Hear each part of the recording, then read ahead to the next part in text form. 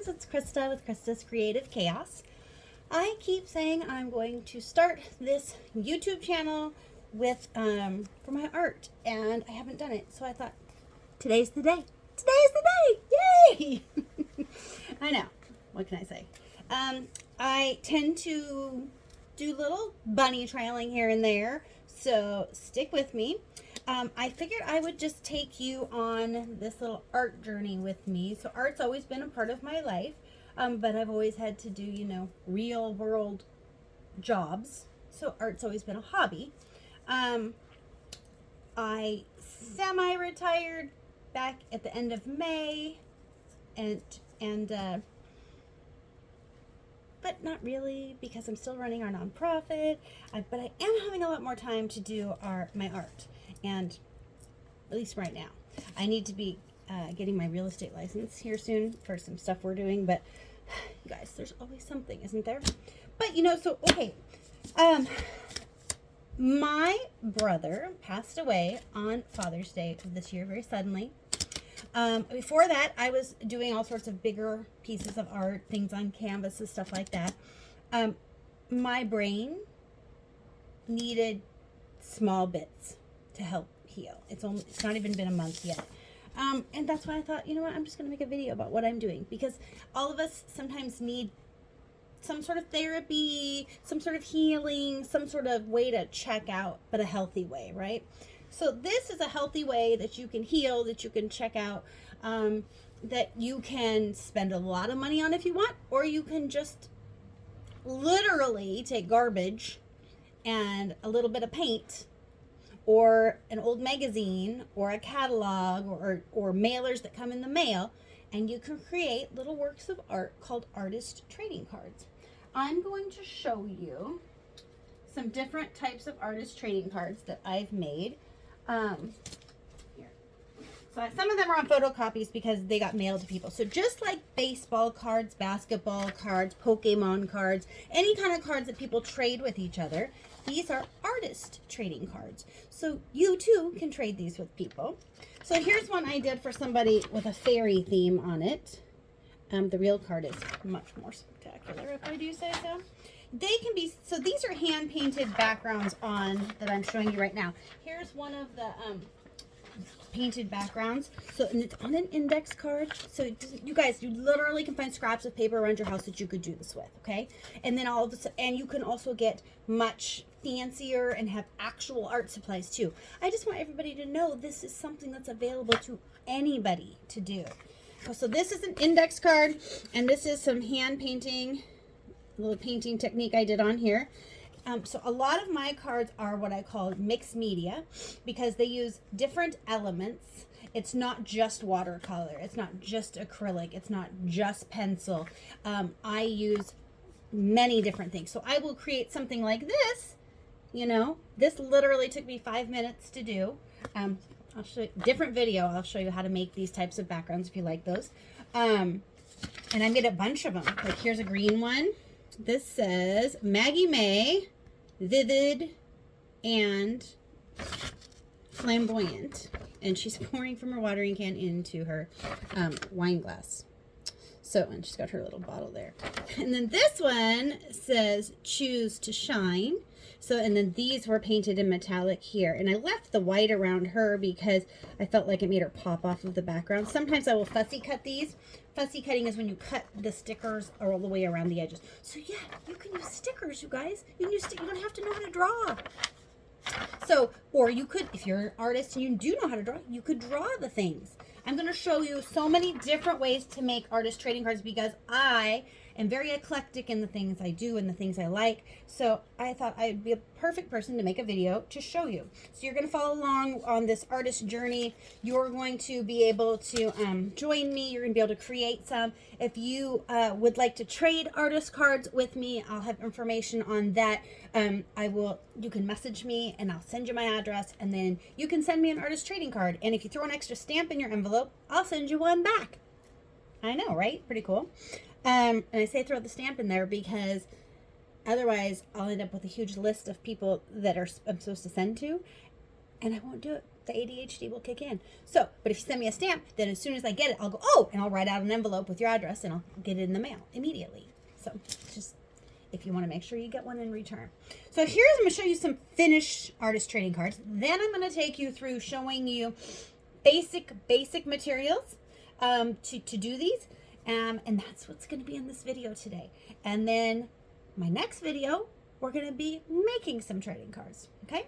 So I'm just going to show you some finished ones here. So this is another one of those stamped backgrounds like this, but just in different colors.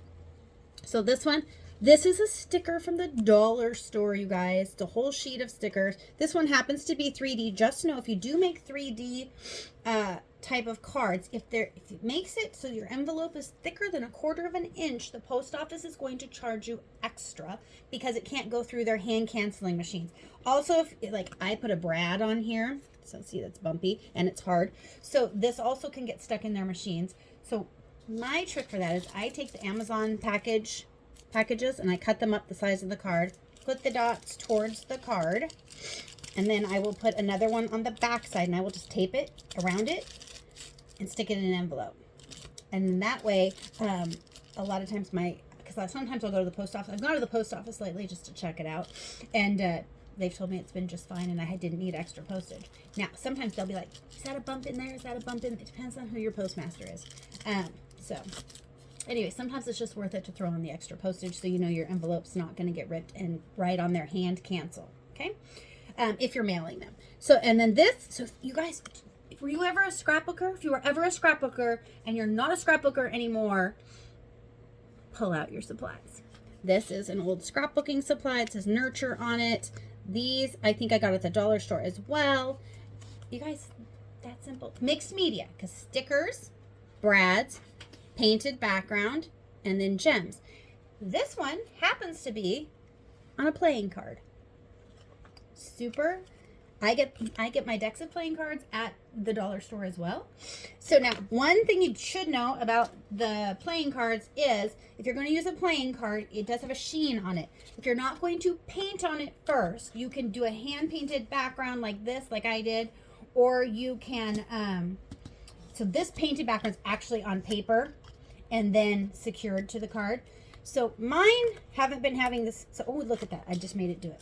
So see how this is peeling? This is because I did not sand this card. So I just started, I learned about this trick from somebody. And so take the card. This is an old nail block, or you can just get a little piece of fine grit sandpaper and you're just going to go over it until it's not shiny anymore. See how this side's not shiny anymore? Then your little Elmer's glue stick or your double-sided adhesive will work. My favorite type of glue, you guys, to use is just little glue sticks from the dollar store. Let me show you. I got a couple of them here. During back-to-school times, a great time to get them for super cheap. I personally like the purple that turns clear because, like I said, I take these index cards that I painted on and then I cut them to size and put them onto this. So I will be... I'll be taking this one off and re-securing it now that I know that trick.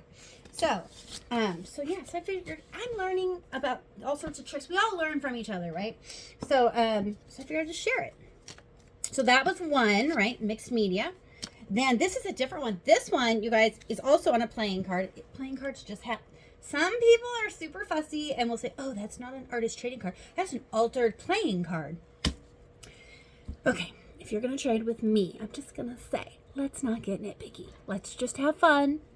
Let's have some art therapy. Okay? Let's just play nice.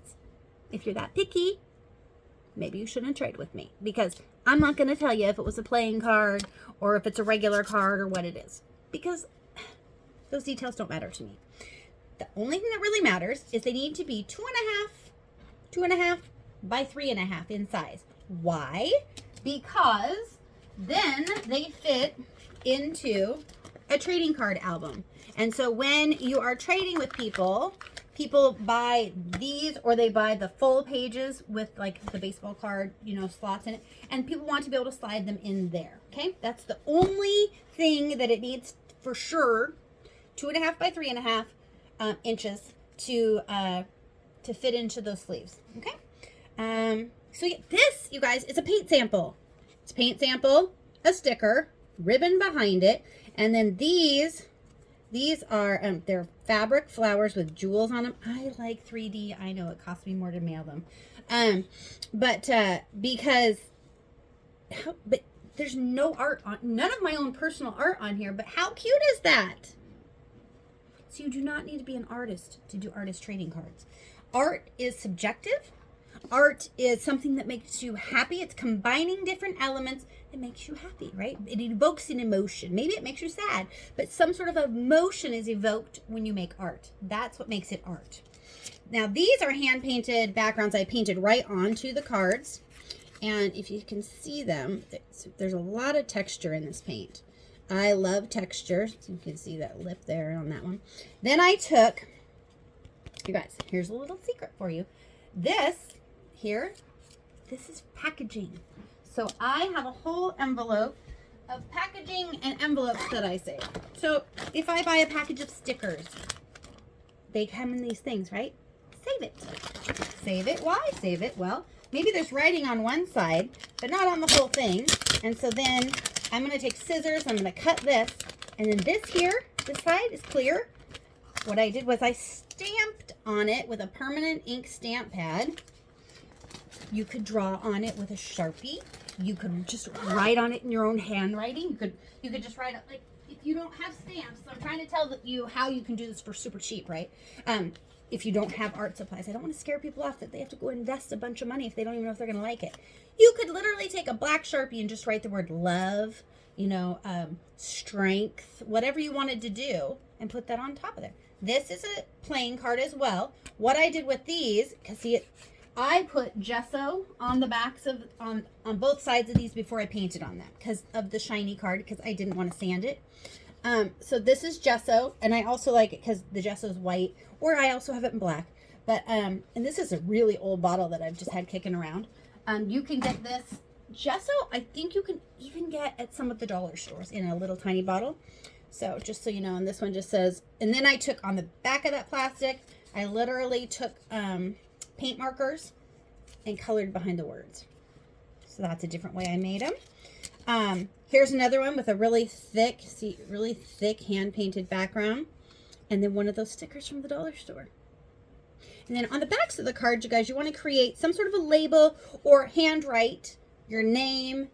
I usually write the date or some way for them to contact you, because they might want to send you a message about how cool your card is when they actually get it in the mail. Okay. This one was kind of fun. This one is in one of those sleeves I was talking about. So a lot of people use these types of sleeves. So you want to make sure whatever you're using, what material you're using to do your card on, will fit into one of those. And this was a sticker that I got from an online. I buy stickers super cheap online. If you want more information, comment below, and then I will drop the links below.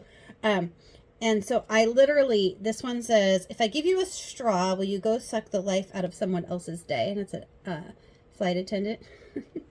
And I took there's the back here is a painted background that I made. And I cut the sticker up into pieces, and then I cut the words up into pieces, and then I put ink around the edges. So this is mixed media as well, because there's paint on here, stickers on here, and playing cards, so different materials. Okay, so that's just yet another way. This, you can create your own kind of paper. This is one that I'm currently working on. I'll do a different video about these. I'm making some dragon eye cards. Creating that. This one, I'm in the process. It's not quite done yet, but this is a hand stamped eye. It's a painted background. It's hard to see on this one. So it is black on black, and then there's some silver and some pink in there. And then a hand paint, and then stamped, and then inked. This one has ribbon, and then it's a painted background on the top. Okay, so also, and then this one has a sticker on it, and the stamping, and the painting. So many different ways to make artist trading cards, you guys. I have a binder here of some that I've traded with people.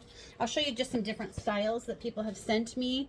Usually when you're trading with people, you can choose the card you like, or they might say, do you want to do a blind trade? Like, there's certain people, like, I just love their, like, love everything they create when they post it.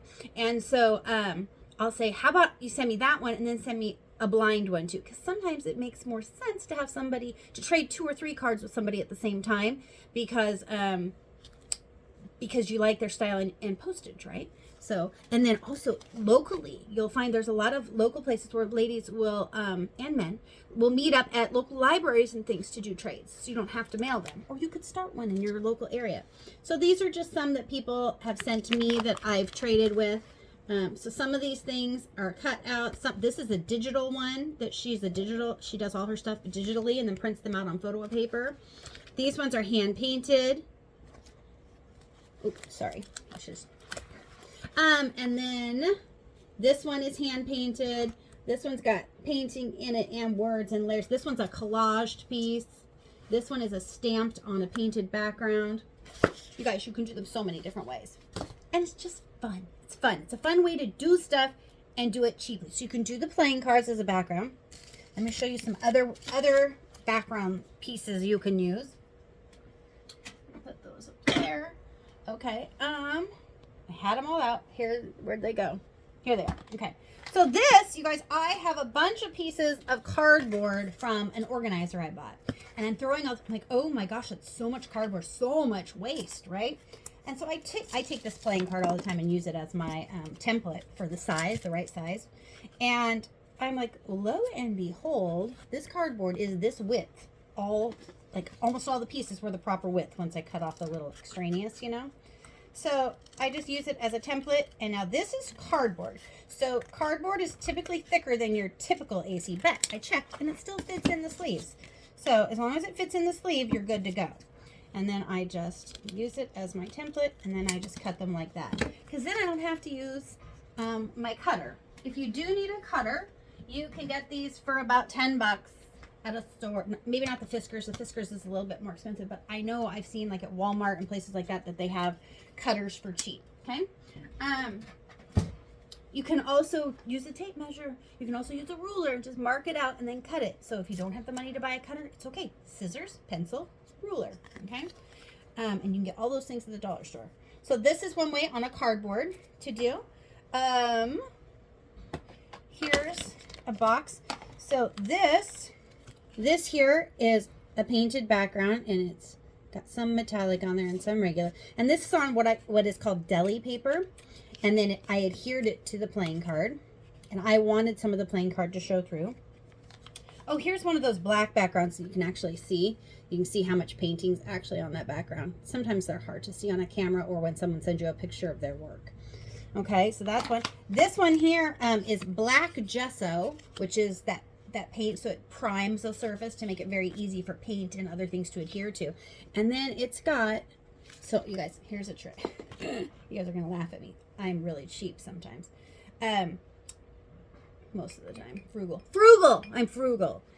So I did a painting with some gold paint. And then I noticed all this gold flake in the bottom of the thing that I was washing off my brush with. So little Christa said, hey, so I poured out most of the water that was on top because all the gold flake was in the bottom, mixed it up, and then I brushed it over these cards to give it just a little bit of shimmer. I didn't want a lot of glitter. I just wanted a little shimmer on these backgrounds. So can you kind of see it a little bit? And then this one here, these are just painted. These are all playing cards that I'm showing you right now. And they have a hole in them because locally we have a lot of tribal nations and they have casinos. And so they sell their used cards from the casinos, or either give them or sell them to the dollar store. And so they have to punch a hole through them to say that they can't be used at a casino. Interesting, right? So anyway, so I incorporate that into the card usually. But these are just a bunch of different painted backgrounds that, like I said, let's say you're not sure what you want to create, right? You just, if you get a deck of cards, or you have a bunch of them cut out, and you just plop some paint on them, you guys. Just plop some paint on them, smear it around. You'll feel so much better your stress will start to melt away.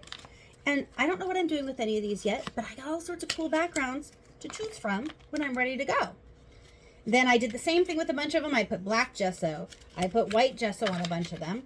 And then I just keep them in this little box. And then when I want to make one, I'm ready to go. So those are some of the ways that you can make make them, right? Now, I know some people have issues with their hands and they can't cut. Oh, wait, I have one more way. I was going to show you. This also is I said you could use your junk mail, right?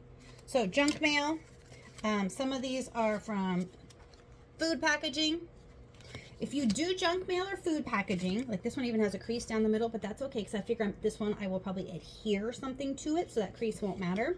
Like if I used this, I could adhere this to it, right? Which is going to make it so that crease isn't really, it's going to be out of play, if that makes sense. But if you do that, you remember, you're either going to sand the glossy side so things will stick to it. I usually do my art or adhere to the non-glossy side. And then with this side, I just paint over the back. Or you can just not worry about it and put your little sticker on the back or sign it or write whatever. Let's not be picky, okay? Let's just have fun. I'm all about just having fun with this. I'm not about the having rules. Art shouldn't have rules. That's my opinion. Okay, so like these are the backs of different packagings, different things. This was a pen package. So just save them, literally. And you guys, you're recycling, right? So you're upcycling and recycling. So yeah, and so then I just stick those in a box too. I get these cute little boxes right now. It's cannot even believe fall stuff is out in stores already. You guys, it's July 2024 right now. And they have already got Christmas and Halloween in the stores. What? But yeah, I get these little boxes at the dollar store in the school supply section. So that's that. But I did find, if you have a Hobby Lobby in your area, I had heard about it, so I wanted to go look and see. They actually have packs of artist trading cards. So if you can't cut, $1.29 for 25 of them. I'm in Washington State. They had them in brown. They had them in white. They also had some that were cut to size. This is cut so that it will still fit in that 2.5 by 3.5 sleeve, right? But you guys, so you're going to get 25 for $1.29. Or Christa got, guess what? They had place cards. Place cards like for a wedding, a party, or whatever, right? Guess what? You're going to get 24 place cards for $1.49. What does that mean, you guys? It means we have 48 artist trading cards because place cards are tinted. So I just have to cut down that seam there. And then some of them had designs on them. And so it kind of starts me off, right? I can either cover up that whole design or I can incorporate it into my design. So yeah, all sorts of fun. And I'm sure you guys know other stores. Michael's sells place cards. I'm sure you'll find them in different places. So that's what I use for my bases on my artist trading card. If you have any questions about anything, comment below. I'm Christa's Creative Chaos on Instagram. That's CHRISTAS. And then creative, and then chaos is CHAOS. Okay, I hope this has been helpful. Oh, I have one more to show you. Hang on. And that's probably going to happen on almost every one of my videos. I'm going to start to say goodbye, and then I'm going to go, oh, wait. This. If you have big art books, art sketchbooks, like this one is a mixed media sketchbook that I have. You can, now I'm going to paint on this page, but you could take a pencil and a ruler and do this, right? And then just cut them down. If you used to be a scrapbooker, you could, or still are, you could take a piece of regular plain cardstock or a stamper, cut it down, okay? You don't have to do the backgrounds this way. You don't have to have playing cards. A lot of people don't ever use a playing card. A lot of people don't ever buy a trading. They just use scraps like I said, I have a zillion of these. I probably have 2, 4, I think I have 16 pieces like this, and I have 16 pieces like this. That's going to be a lot of trading cards. So, super excited. I'm excited to share this with you. Comment below. Let me know if this is fun, if this is something you think you will try. I would love to see your work. Send me messages with pictures. Okay? Bye, you guys. Have a wonderful day.